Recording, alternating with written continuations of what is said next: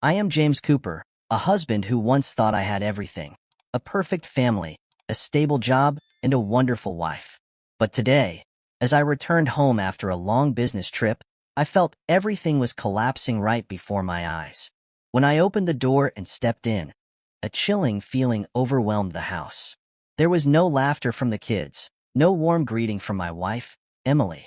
The house was dark, with only the faint light from my desk lamp still glowing. Suddenly, I felt something was wrong, an indescribable sensation. She should have been here, waiting for me, as always. But today, that wasn't the case. What I discovered next made my heart stop. As I entered the living room, I saw Emily's phone on the table, its screen lit up with an unread message. There was no reason for me not to open it, since I had trusted her completely.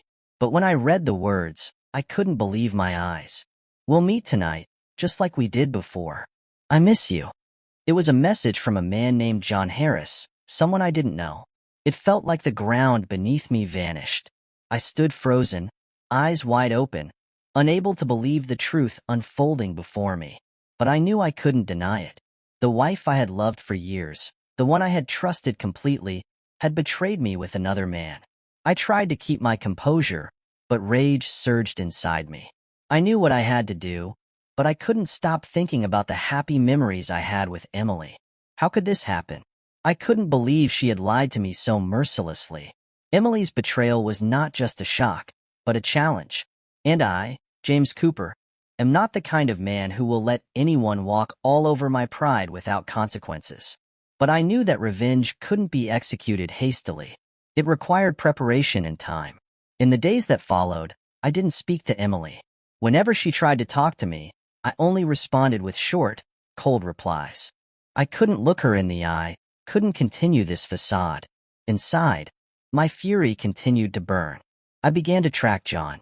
From the messages I found on Emily's phone, I knew he worked at a well-known law firm in the city, with an office in the downtown area. One afternoon, I decided to visit. I approached the building where John worked. From the outside, I saw him stepping out of the elevator, carrying a leather briefcase, walking confidently. I followed him for a while, keeping a safe distance to avoid detection. He stopped at a small bar nearby. I continued to observe, feeling like every step he took was guiding me to the final point of this game. I knew that now was not the time to act impulsively. I needed to wait, to find the right opportunity to confront him directly. Everything had been calculated carefully, and now I just had to wait for the moment. A week later, the opportunity came. I knew that John would be at the bar on Friday night, after work. Tonight, I would meet him. A strange mix of tension and excitement filled me. I wasn't sure if I had the courage to face the man who had hurt me so deeply, but part of me knew I couldn't keep living in this pain and frustration. I entered the bar, choosing a seat in a secluded corner. Not long after, John walked in.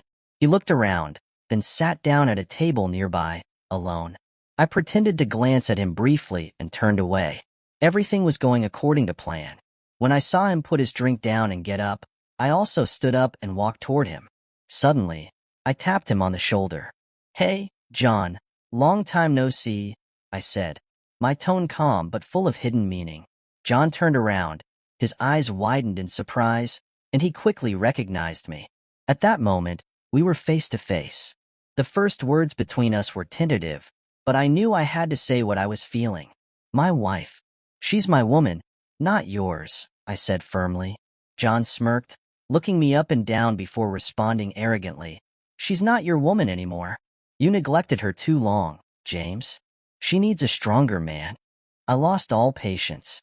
The rage inside me flared up like a firestorm. I clenched my fist, stepping toward him, disregarding the surprised looks of people around us. I knew I couldn't back down now. This moment had crossed a line. This confrontation would not end with words. My questions were left unanswered, and John's arrogance only fueled my anger further. He sneered, looking at me mockingly. That was when I couldn't hold myself back any longer. I lunged at him, grabbing his collar and pushing him against the wall. It wasn't that I didn't know right from wrong, but the anger of a man betrayed couldn't be stopped by mere words. The bar fell silent. People around us were too scared to intervene, and all I could hear was the pounding of my heart. When I hit his face, a loud crack echoed, and I felt as though I had struck something hard, but not the body of a person. The satisfaction was indescribable. I had done what I needed to do. When the police arrived, I had no intention of running. Things had gone too far for me to turn back. I had let my anger push me into a corner, and now I had to face the consequences. I felt like an outer shell, the real me buried under that hardened exterior. That's how I faced Emily whenever she looked at me, begging for forgiveness. But the truth was, I no longer felt anything for her, except for the unending rage burning inside me. Everything seemed to change since the confrontation with John at the bar. When I saw him, my anger made me blind, but it also awakened in me a resolve that could not be extinguished. I had to take revenge, not just for myself, but for the betrayal Emily had inflicted. I couldn't let myself be the loser in this story. Whenever Emily was away, I found ways to track John. I knew he often went to a coffee shop in the early morning before starting his long workday. One time, I decided to go there to observe him from a distance. Though I couldn't directly approach him, I could still sense his arrogance in the way he spoke with others, as though he had nothing to fear.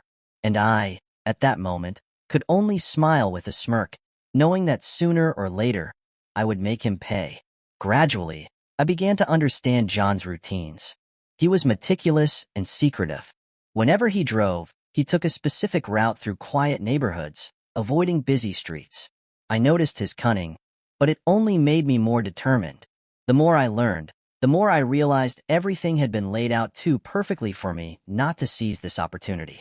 Sometimes I wondered if I had gone too far. Was I becoming a completely different person than I once was? But then I remembered the feeling I had when I found Emily's messages. Her apologies, her promises to never do it again. Empty words. It wasn't that I didn't want to believe her, it was that I couldn't. The feeling of betrayal paralyzed me, leaving me with nothing but hatred. One afternoon, when I knew Emily wouldn't be home early, I decided to take the next step in my plan. I made my way to John's house, watching from afar. His house was located in the suburbs, not far from the city. It was a luxurious mansion, with a high fence and a garden surrounding it, signaling his affluent lifestyle. I stood outside, watching, wondering if he knew that his arrogance and deceit would lead to the consequences he would soon face. But I didn't act hastily. I needed to be patient. After hours of surveillance, I realized he was going to have a meeting with a partner in about an hour. This was the moment I'd been waiting for. When John left his house, I immediately followed him, maintaining just the right distance. That evening, I knew he would be at his usual bar. It wasn't too crowded, but it was private enough for him to talk without being noticed. I wondered if this time I could make him regret seeing me. This time, I didn't just want to confront John. I wanted him to understand that nothing could withstand the revenge of a betrayed husband. When I entered the bar, the familiar atmosphere made me feel strangely like a part of this story. John sat there, holding a glass of wine, eyes glued to his phone screen. He didn't realize I was watching him. I moved closer, just one step away from facing him directly. The space around me seemed to freeze, my heart pounding faster, but I knew this was the moment to act. I walked up to him, decisively placing my hand on his shoulder. He turned around, his face clearly reacting as if he sensed something was wrong. "Hey, John," I said, my voice calm, but carrying a sharp undertone. "Long time no see." John looked at me, recognizing who I was, and was taken aback. He stood up, raising his hand as if to defend himself. But I was too familiar with these tense conversations. I moved closer, not giving him a chance to respond. "My wife," I continued, my tone cold, "she's my woman, not yours." John frowned, sneering. "She's not yours anymore, James. You've neglected her for too long. I'm the man she needs." The anger surged in me again. His words poked at my pride.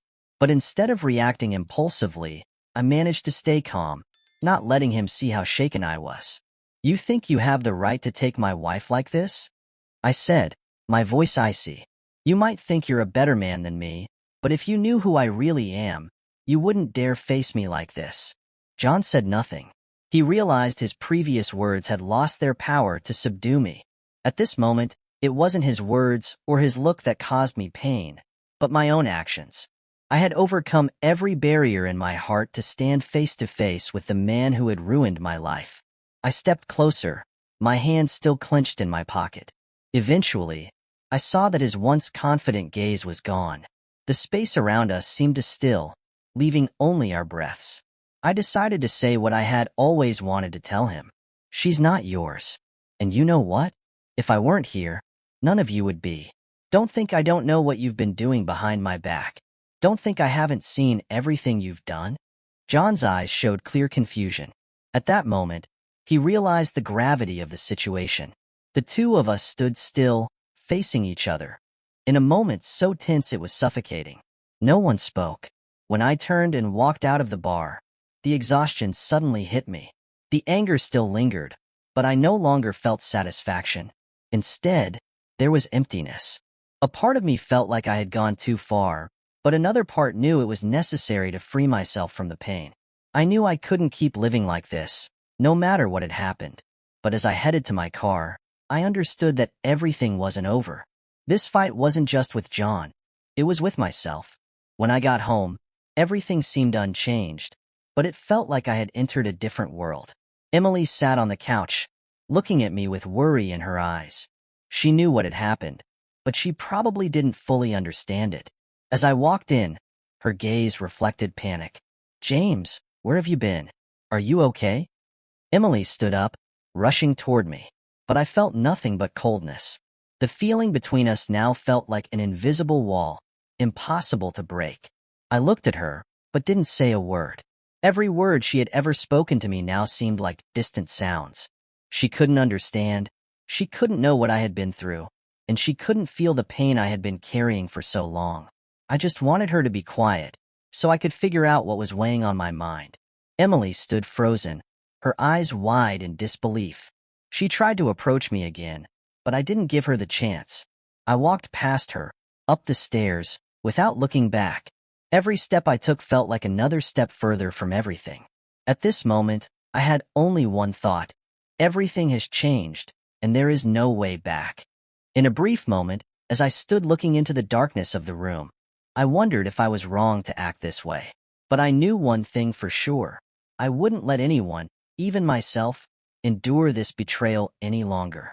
After my confrontation with John, I returned home with a sense of something I couldn't quite describe. The anger was still there, but now I realized something. I couldn't keep living in this rage. The more I thought about it, the more I felt the tension and hatred in my heart burning everything down. My heavy steps as I entered the house were accompanied by the silence that hung in the air. Emily was still sitting there, like a ghost in the house we once called home. She looked at me, but her gaze no longer held warmth. It was full of confusion and fear, as if she feared everything had changed forever. "James," she called to me, her voice weak. "Where have you been? Are you okay?" I didn't answer right away. My mind was full of chaotic thoughts. Was I being too harsh in facing her like this? But the anger couldn't subside. I couldn't forget the betrayal she had caused.